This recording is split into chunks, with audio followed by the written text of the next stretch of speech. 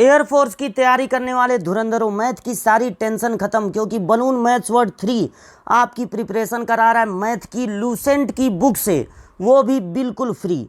तो अगर आप चैनल पर नए हो तो चैनल को सब्सक्राइब कीजिए, अपने दोस्तों को भी बताइए। समांतर श्रेणी चैप्टर में क्वेश्चन नंबर 14 तक हम लोग लगा चुके हैं और क्वेश्चन नंबर 15 से आज की करनी है शुरुआत।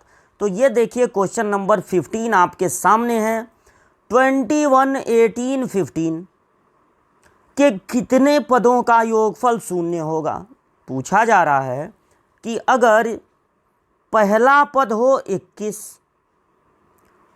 और बार बार बढ़ रहा हो यानी घट रहा है, डी का मान देखिए यहाँ पर 18 में से 21 घटाएंगे -3,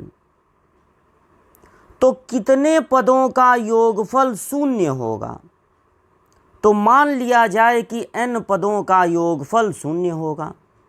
अब Sn का जो फार्मूला होता है n/2 2a plus n-1 into D, यही ना Sn का फार्मूला है n पदों के योगफल का, वो लिख लिया जाए।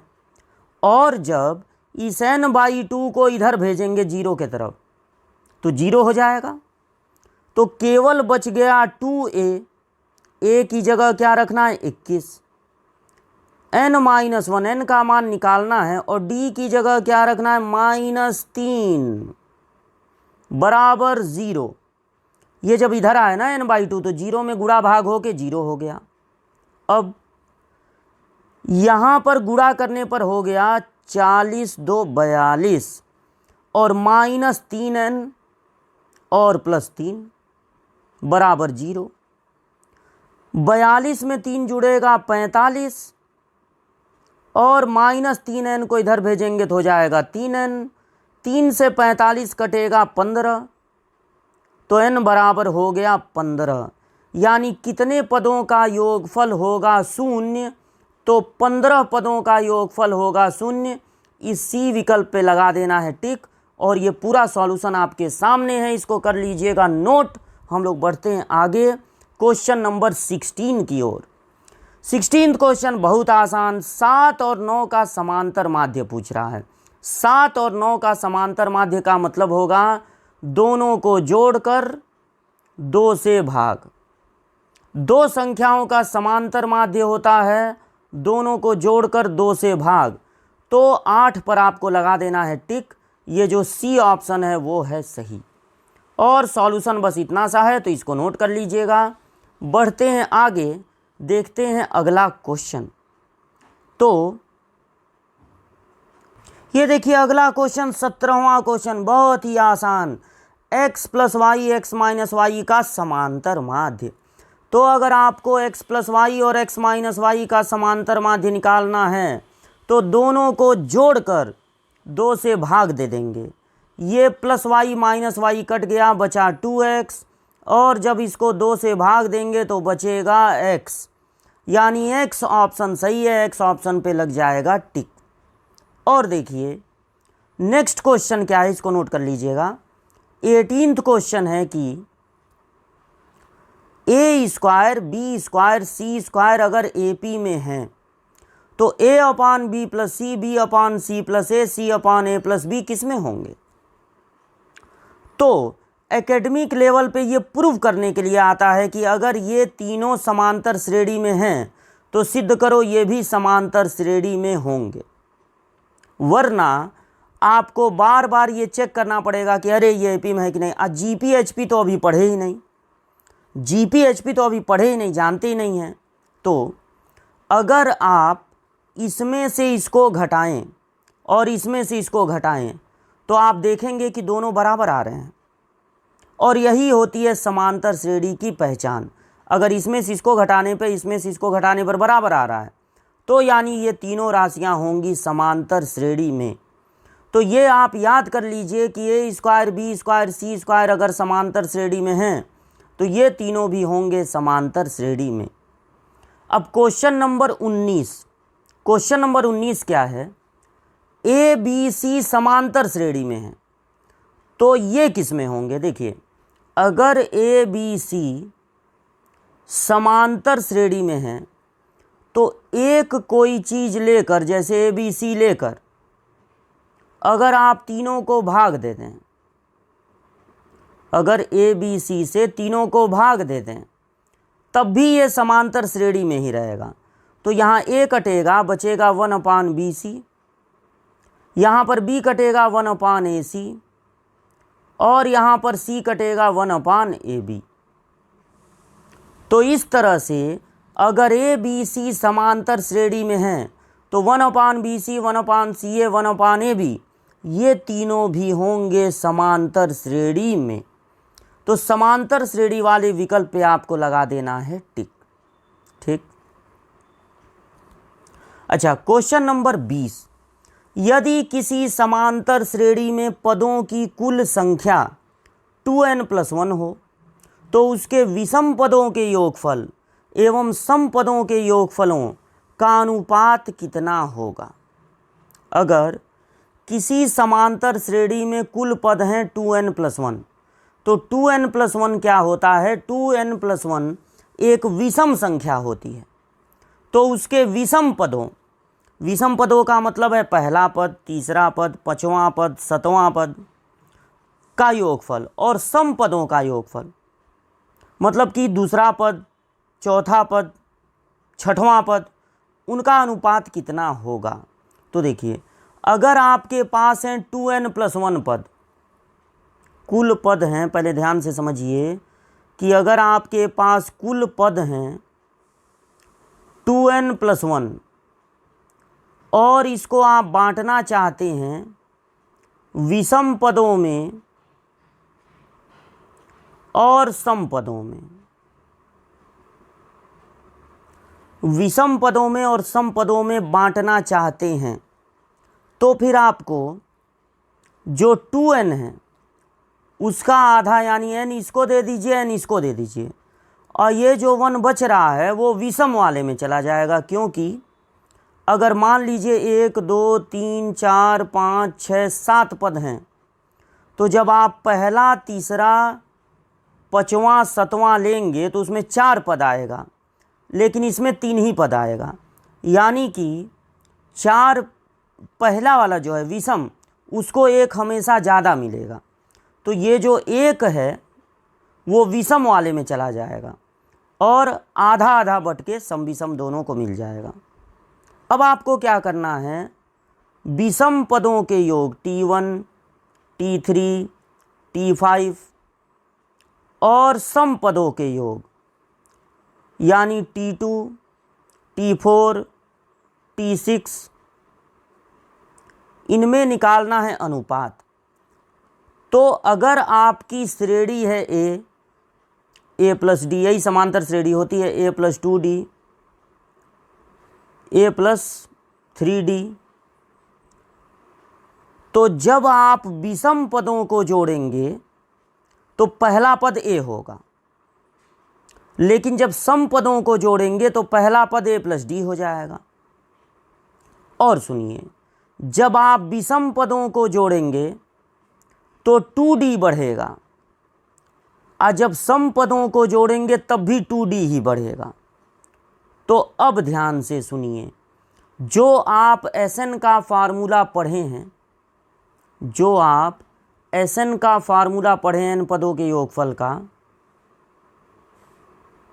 n/2 2a plus n-1 into d,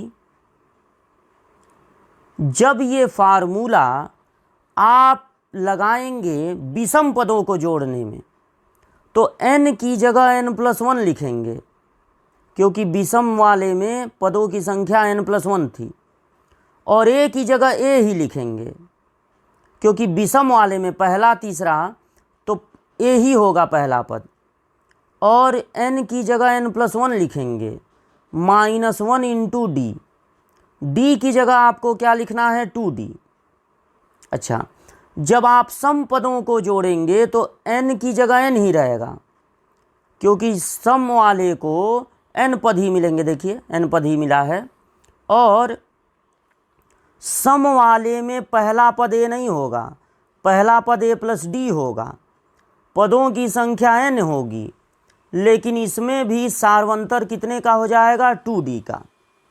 तो बटे दो कट गया, ये हो गया n+1 और यहाँ हो गया 2a, यहाँ +1 -1 कट गया और ये हो गया 2nd,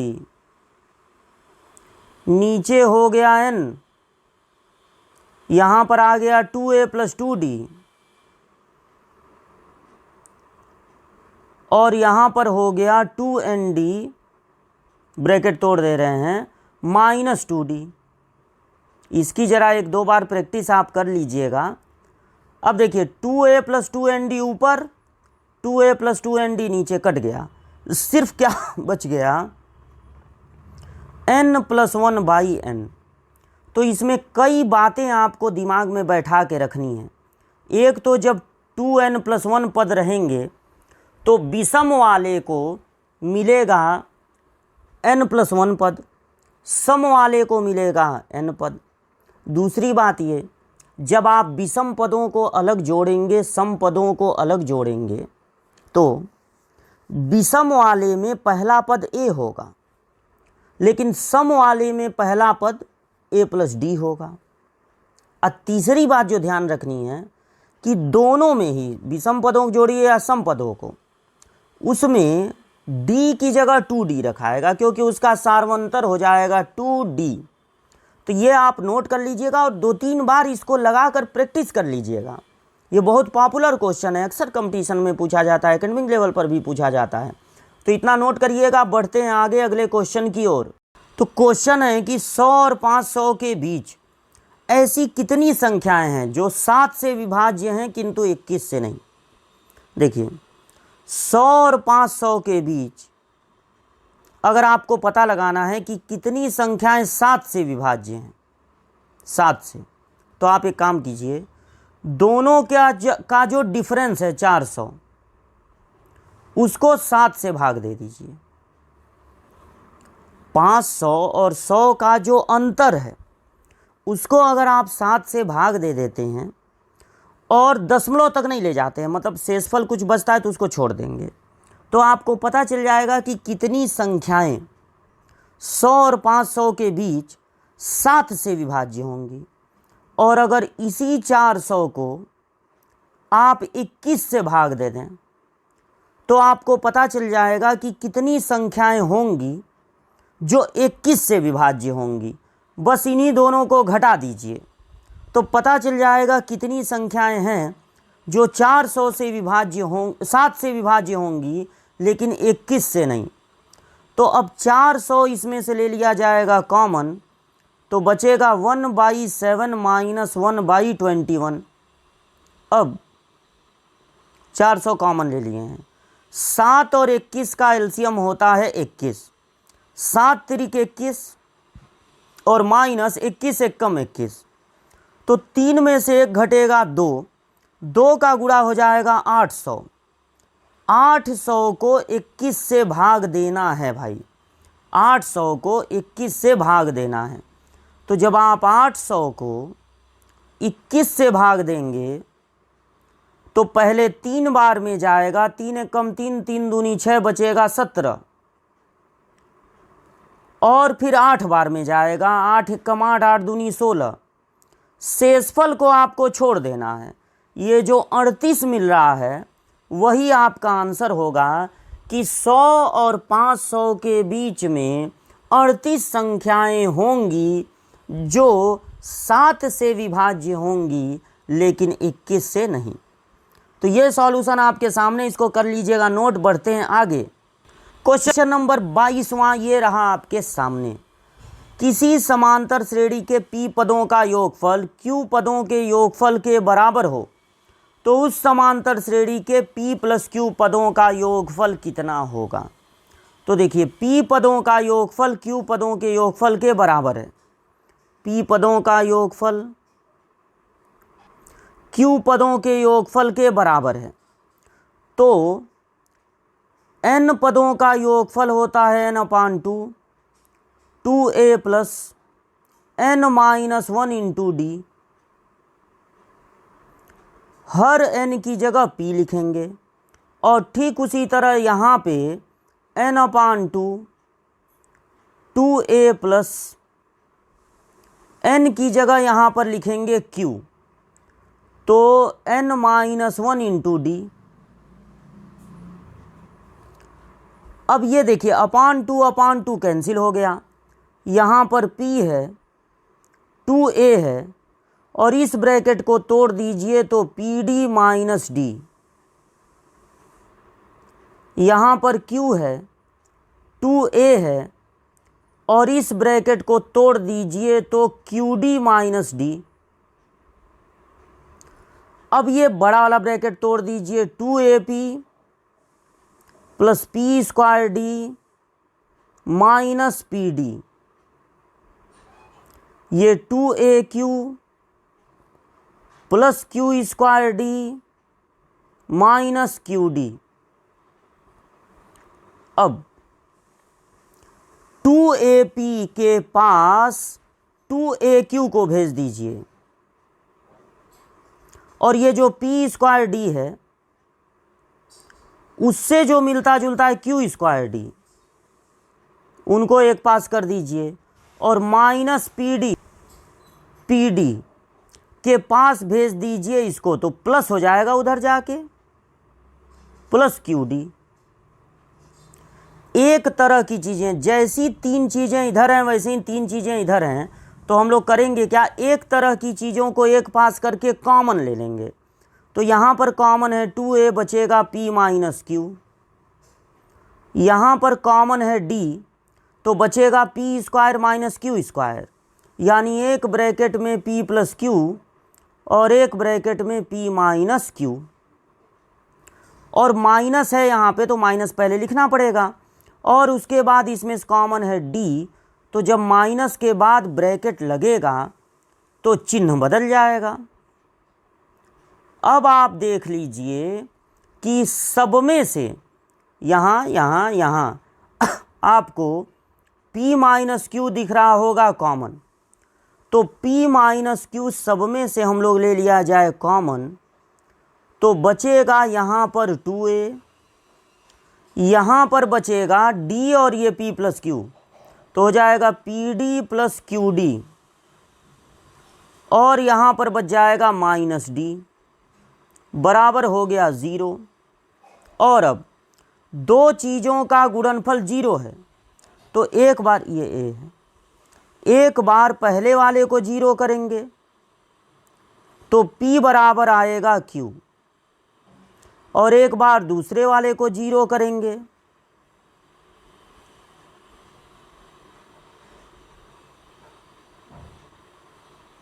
ठीक।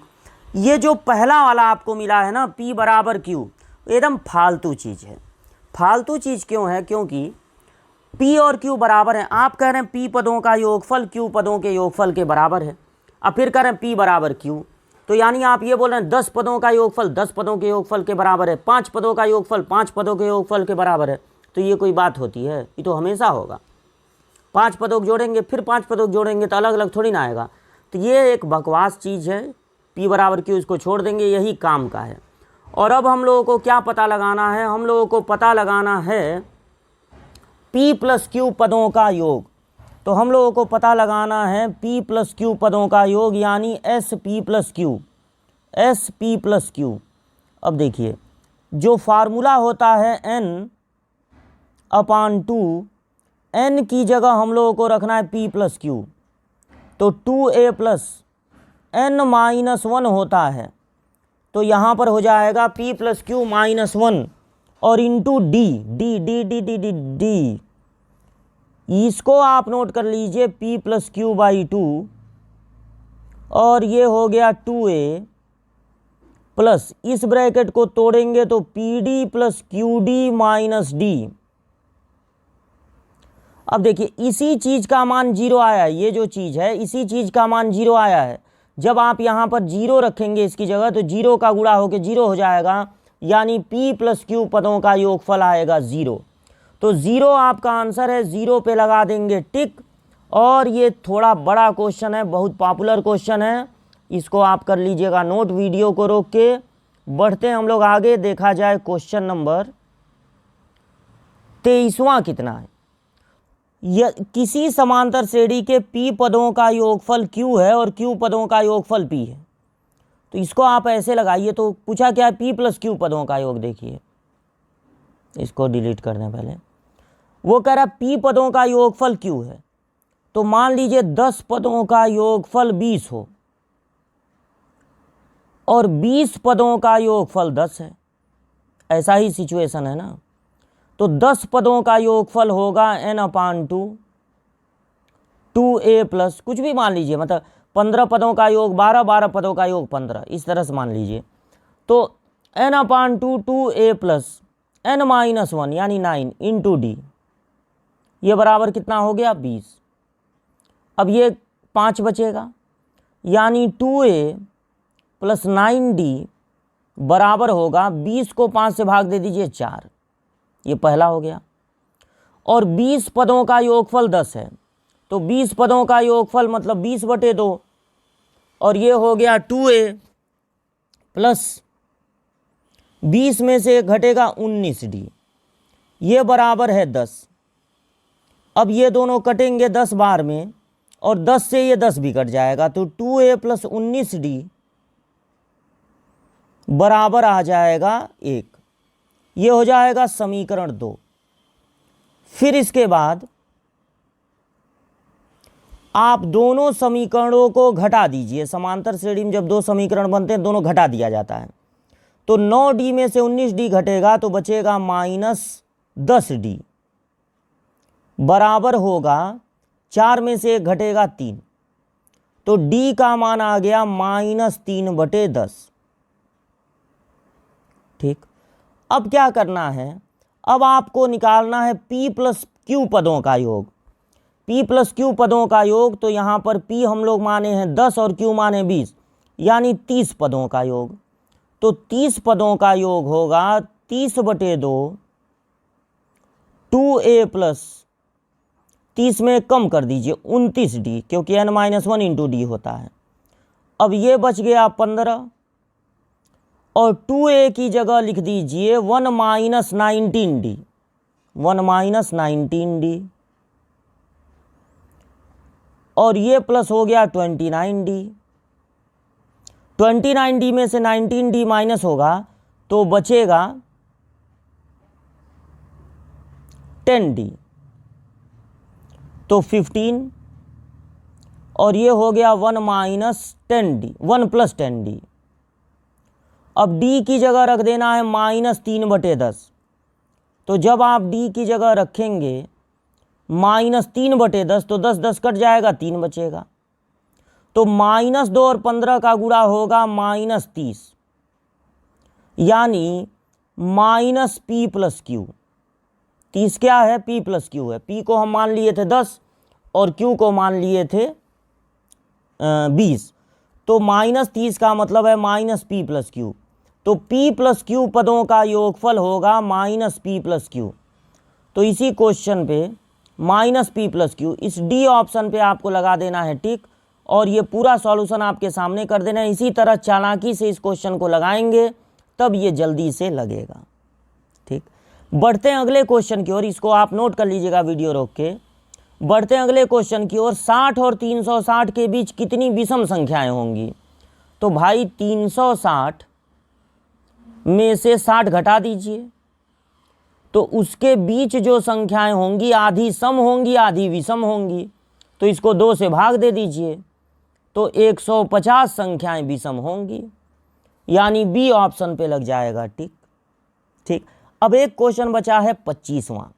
देखिए 25वां क्वेश्चन जो है वो है, अगर किसी समांतर श्रेणी के p पदों, q पदों और r पदों का योगफल a b c है तो इसका मान कितना होगा? देखिए ये एक तरह की दिखने वाली चीजें, इनका योगफल 100% हमेशा 0 होता है। सीरीज में थोड़ा आप चालाकी दिखाइए, इन सब को जो एक तरह की चीज़ें हैं, 3 टर्म दिया है, ये सब जुड़ के ख़त्म हो के 0 ही हो जाएंगी। अगर आप इसको पूरा लगाना चाहें तो पहले पद को ए नहीं मान सकते, स्मॉल ए, तब या तो कैपिटल ए मानिए या कुछ और मानिए, एक्स वाई जेड मानिए। तो जब आप लगाएंगे तो p पदों के योगफल को a करेंगे। तो देखिए p पदों का योगफल होगा p/2 2a plus p-1 into D, ये होगा स्मॉल a। ठीक, अब आपको क्या चाहिए, देखिए a बाई पी चाहिए और साथ में q माइनस आर। तो a बाई पी, अब यहां से p को अगर इधर भेज देते हैं तो a बाई पी मिलेगा और यहां पर होगा 2a plus P D minus D. अब ये a बाई पी है, इस a बाई पी में आप गुणा करेंगे q माइनस आर का, सोचिए कितना टाइम लगेगा। उसी तरह q पदों का योगफल b लेकर करेंगे, r पदों का योगफल c लेकर करेंगे, फिर ये सब मल्टीप्लाई करेंगे, कॉमन वगैरह कितना भी जल्दी करेंगे 5 मिनट लग जाएगा। आप याद रखिए कि इस तरह की चीज़ें जुड़ती हैं बराबर हमेशा जीरो आता है, जीरो पर लगा दीजिएगा टिक। यहाँ तक के क्वेश्चन कीजिए आप तैयार। मिलते हैं अगली क्लास में और आपको कॉन्सेप्ट बताते हैं गुणोत्तर श्रेणी का।